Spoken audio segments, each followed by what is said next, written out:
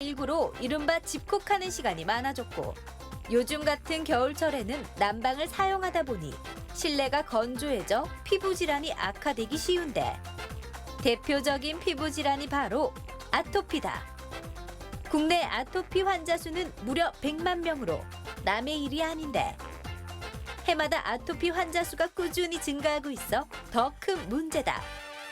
아토피는 외관상의 문제뿐만 아니라 우울감과 위축감 등 심리적인 문제까지 동반할 수 있어 치료를 꼭 해야 하는데 톡톡 건강 토크 오늘은 아토피를 한의학적으로 말끔하게 치료해보자.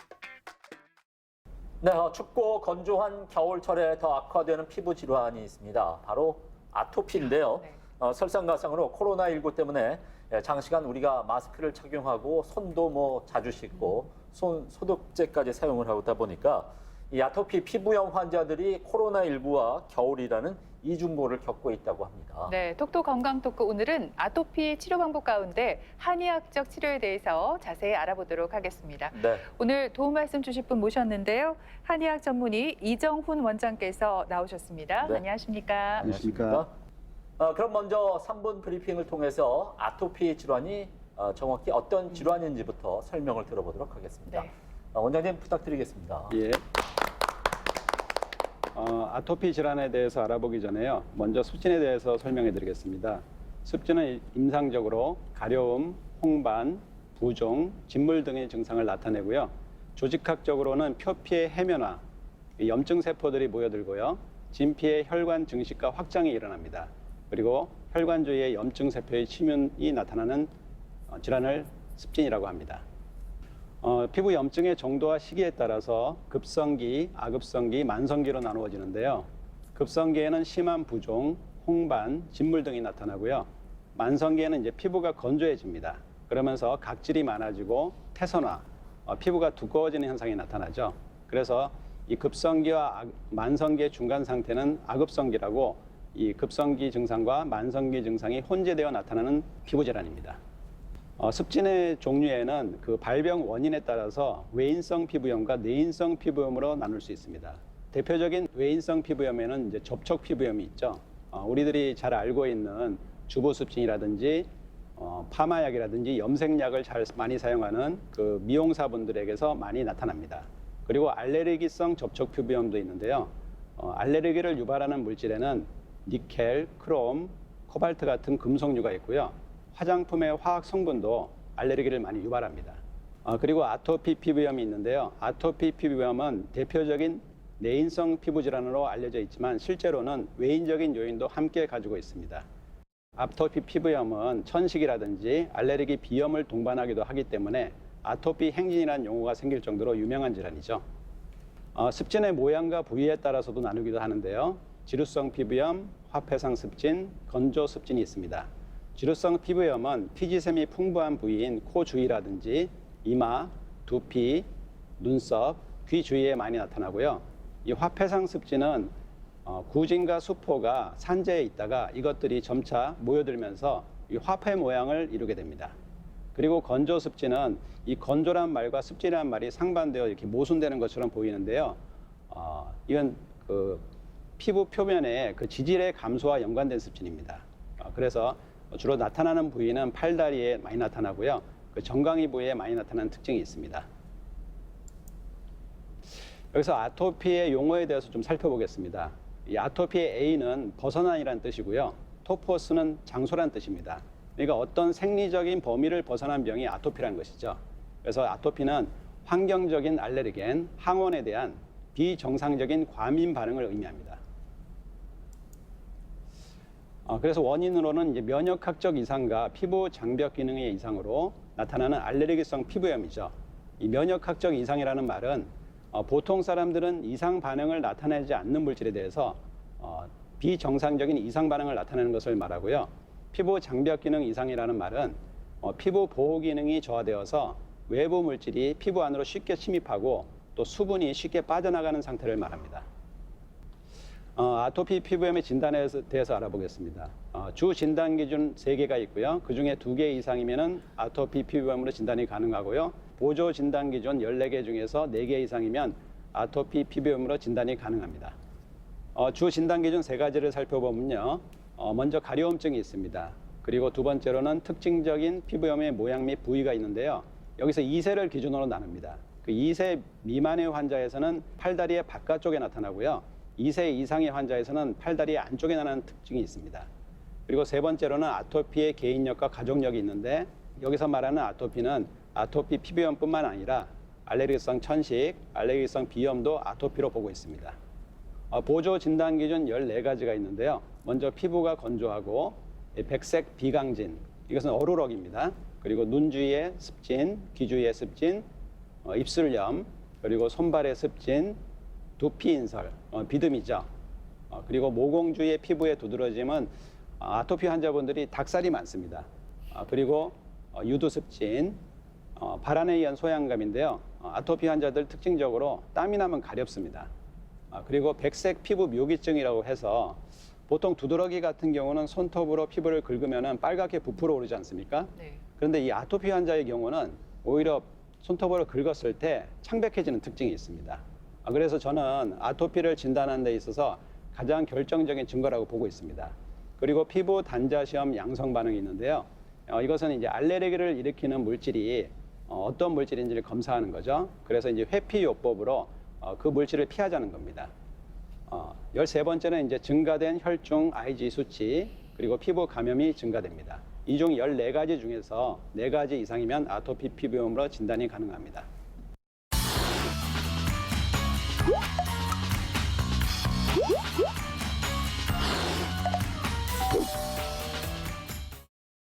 네, 신생아를 키우는 엄마들이 가장 신경 쓰는 부분 중에 하나가 바로 네. 태열일 것 같습니다. 그렇습니다. 그래서 아기 화장품을 여러 번 바꾸기도 하고 네. 에어컨을 자주 틀고 또 태열 베개를 사기도 하는데요. 네. 이렇게 엄마들이 민감해하는 이유가 태열이 나중에 아토피로 진행될 수가 있기 때문이라고요, 원장님? 예, 그렇습니다.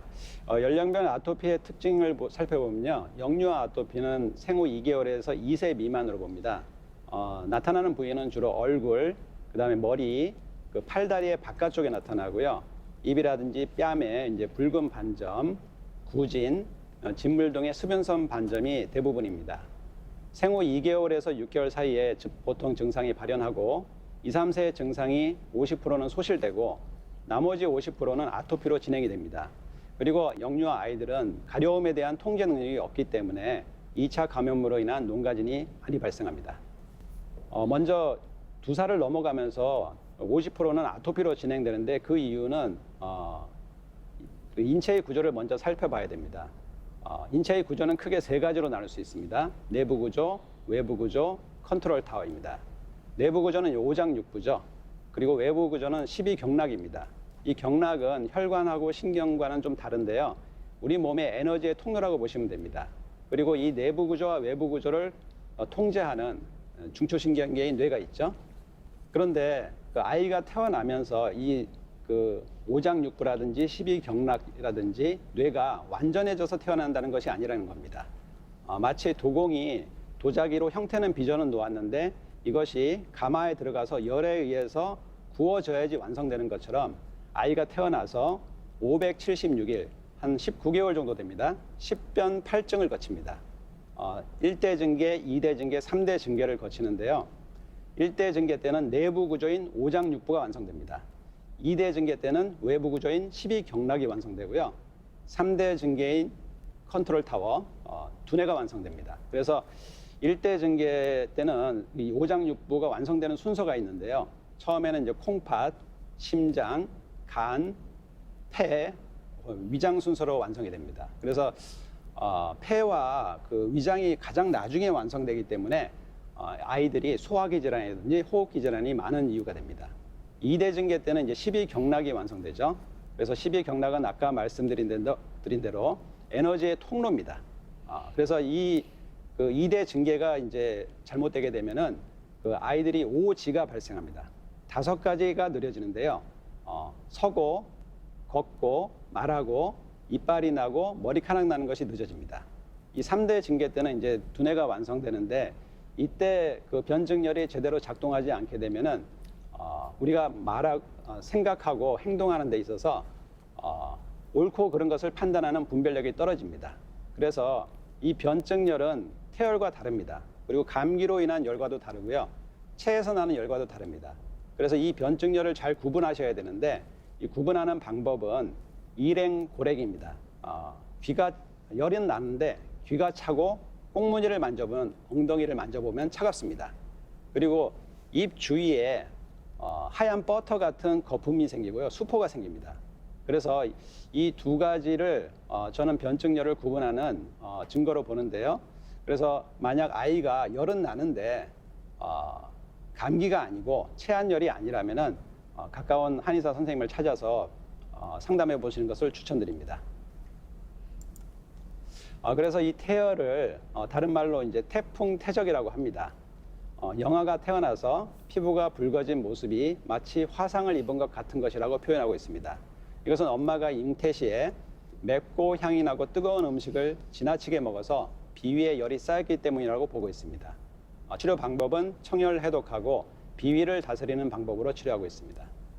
제 집사람도요, 우리 집 아들이 어렸을 때 이 태열 때문에 걱정이 많이 되니까 시중에 좋은 아기 화장품이랑 화장품은 거의 모조리 샀던 기억이 나거든요. 그러니까 어느 부부가 내 아이가 아토피를 앓고 있는데 그냥 가만히 두겠어요. 그런데 사실 아토피 또 치료하면 빠질 수 없는 게 스테로이드 제제잖아요, 원장님. 예. 근데 부작용 때문에 많은 부모님들이 예. 이 스테로이드 제제 사용하는 걸 좀 꺼려하시더라고요. 예. 그렇지 않습니다. 이 스테로이드는 해로운 것이 아닙니다. 이 스테로이드는 전문 의약품이기 때문에 반드시 사용할 때는 피부과 전문의 선생님과 상담하셔가지고 정확한 용법과 정확한 용량을 지켜서 사용하면 아주 좋은 치료하게 됩니다.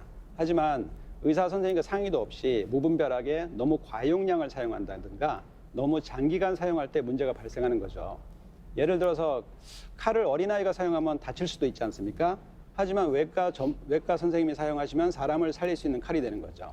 이거 칼이 중요한 것이 아니라 그 칼을 사용하는 사람이 중요한 것이죠. 그러니까 어떤 객관적인 물질 자체보다도 그 물질에 대해서 전문적인 지식이 있고 풍부한 경험이 있는 사람이 사용한다면 아주 좋은 치료약이 되는 것입니다.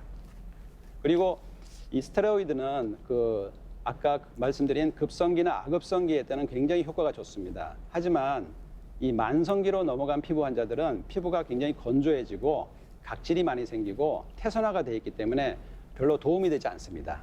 그래서 스테로이드를 벗어나려고 하시는데요. 그걸 탈스테로이드라고 합니다. 이 탈스테로이드는 줄여서 이제 탈스라고도 합니다. 그래서 이걸 탈스를 하실 때도 전문의 선생님과 상담을 하시면서 서서히 줄여서 끊는 방법을 선택하시면 좋습니다. 왜냐하면 갑자기 끊으시면은 홍반이 굉장히 심해지시고 가려움증이 굉장히 심해져서 진물도 나고 긁어서 피도 나기 때문에 이 테이퍼링 방법을 추천드리는데요.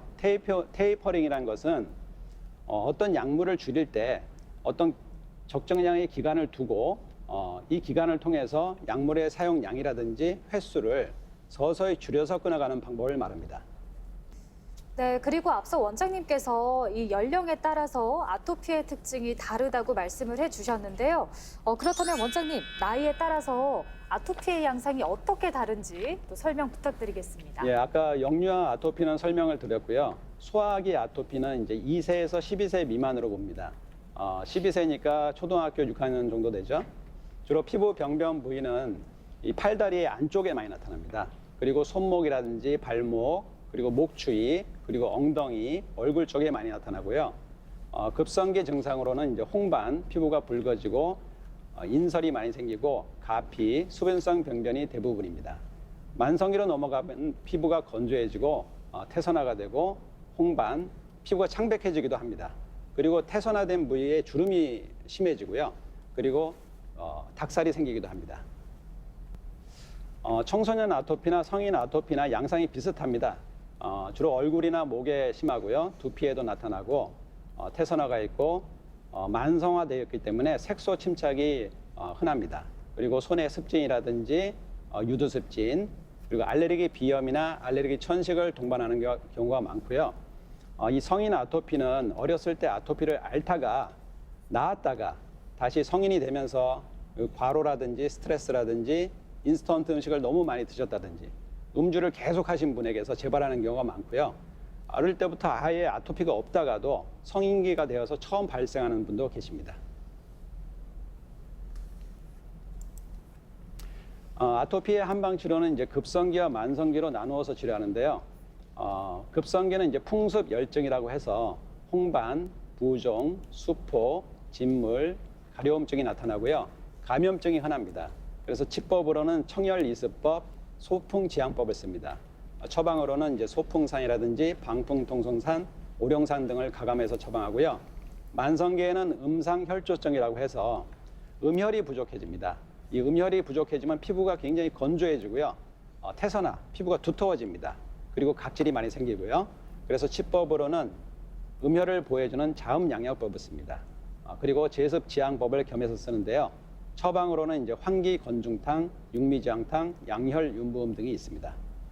네, 이렇게 아토피의 한의학적 치료에 대해서 함께 알아보고 있습니다. 그렇다면 원장님, 아토피는 왜 생기는 건지 궁금해지는데 한의학에서는 단순한 그 피부 표면의 문제를 넘어서 신체 그 전반적인 문제로 이렇게 보고 있다면서요? 예, 그렇습니다.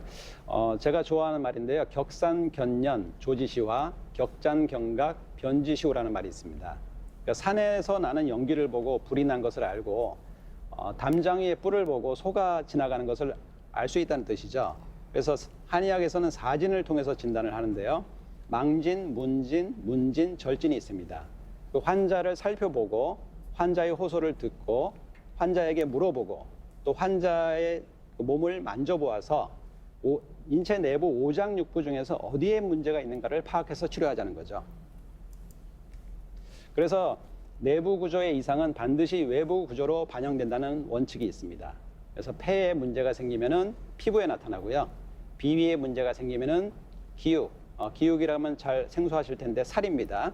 그리고 간에 문제가 생기면은 근육에 나타나고요. 신장에 문제가 생기면 뼈에 나타납니다. 피부 병변도 그 오장 어디에 문제가 있느냐에 따라서 달라지는데요.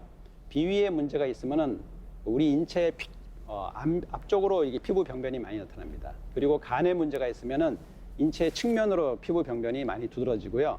신장에 문제 있으면 인체의 후면에 많이 피부 병변이 두드러집니다. 그리고 피부 병변의 특징도 달라집니다.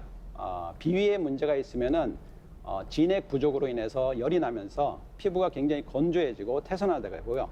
그리고 간에 문제가 있으면 혈허 증상이 생기는데요. 이때도 열이 발생합니다.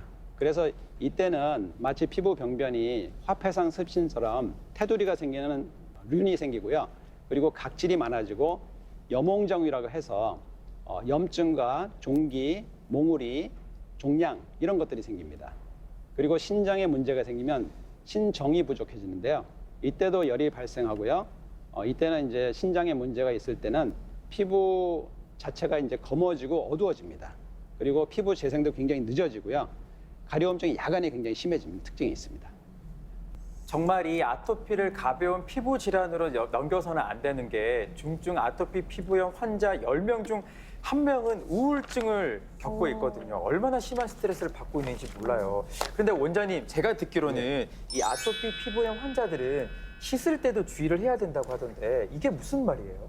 예, 그렇습니다. 이 굉장히 중요한 원칙인데요. 333 입욕 원칙이 있습니다. 입욕 시간은 3분 이내로 빨리 하고 나오시는 것이 좋습니다. 보통 입욕을 너무 오래 하거나 샤워를 너무 오래 하시는 분들이 있는데 아토피 환자는 굉장히 피해야 될 것이고요. 그리고 입욕 후에 보습제를 바르는 것도 좀 주의하셔야 되는데 샤워 끝난 후에 3분 이내에 해주시는 것이 좋습니다. 그러니까 물이 몸에 촉촉하게 약간 남아있을 정도에서 보습제를 발라주는 것이 굉장히 효과적이고요. 그리고 입욕 시간도 중요합니다. 잠자기 직전에 샤워를 하시면은 밤새 긁어서 상처가 나시고 가려움이 굉장히 심해집니다. 그래서 예를 들어서 11시에 주무신다면 8시 이전에 샤워를 하는 것이 좋습니다. 그리고 3가지 금할 행위가 있는데요. 이 비누 사용을 금해야 합니다. 아무리 약산성 비누라 해도 이 비누는 각질을 녹여버립니다. 안 그래도 아토피 환자가 피부가 굉장히 방어벽이 약해져 있는데 비누를 사용하게 되면 그 피부의 방어 기능이 약해져서 세균이나 곰팡이나 이런 것들이 계속해서 들어오기 때문에 피부가 굉장히 가려워지고요. 때를 매는 행위도 이거는 절대 금해야 됩니다. 그리고 사우나를 가시는 것을 자꾸 물어보시는데요. 사우나로 땀을 빼는 행위는 굉장히 나쁩니다. 왜냐하면 땀을 통해서 이 진액이 다 빠져나가기 때문에 피부가 굉장히 건조해지고 가려움증도 훨씬 더 심해지게 됩니다. 네, 그렇다면요. 한의원에서는 이 아토피를 어떻게 치료하는지가 참 궁금합니다. 원장님, 아무래도 이 체질을 개선하는 거기 때문에 좀 치료 기간이 길어지지 않을까 이런 생각을 하는데 어떤가요? 예, 그렇습니다. 이 한의학에서는 이제 3단계로 아토피 치료를 하게 되는데요. 1단계는 이제 청열 해독 단계라고 보시면 됩니다. 주로 급성기에 가려움증, 홍반, 진물, 수포를 치료하는 단계고요. 너무 과항진된 면역 반응을 누그러뜨리는 단계입니다. 그래서 이 1단계 치료가 어느 정도 된 다음에는 2단계로 이제 체질을 개선시키는 단계로 넘어가게 됩니다. 이때는 이제 피부가 건조해지고 태선화되고 색소가 많이 침착이 되는데요. 그래서 각 개개인별로 그 취약한 장부가 어디인가를 파악해서 치료를 하고요. 체질을 개선시키고 이 면역의 불균형을 바로잡는 단계라고 보시면 되겠습니다. 그리고 마지막으로 3단계는 재발 방지 단계인데요. 이 표피와 진피의 그 방어 기능이 떨어져 있기 때문에 기혈을 보강해서 새살을 나도록 하는 단계라고 보시면 되겠습니다. 근데 치료하다 보면은 주로 이제 악화되는 때가 있습니다. 시험 기간에 악화되고요. 스트레스 받으면 악화되고요. 이 환절기 때는 이제 주로 그 온도와 습도의 변화가 굉장히 심하기 때문에 악화됩니다. 그리고 피부 방어벽이 약해져 있는 아토피 환자는 미세먼지나 공해 때 악화되기도 하고요. 이 스테로이드를 너무 갑자기 중단했을 때도 악화됩니다. 그래서 아까 말씀드린 테이퍼링 방법으로 서서히 줄여서 끊는 것을 권해드립니다. 인스턴트 음식이나 가공식품은 당연하고요. 이 습한 주거 환경에는 햇빛이 안 들어오는 환경에서는요. 곰팡이가 굉장히 많기 때문에 악화됩니다. 그리고 너무 건조한 환경도 악화됩니다. 그리고 수면 부족이나 과로로 인해서도 악화되죠. 이 환자는 이제 초등학교 3학년 아이인데요. 소아 아토피 환자입니다. 전신적으로 홍방이라 가려움증, 두드러기 같이 올라온 환자였는데요. 이 환자는 이제 인스턴트 음식, 패스트푸드 같은 뭐 피자나 뭐 콜라 이런 걸 너무 좋아하는 환자였습니다.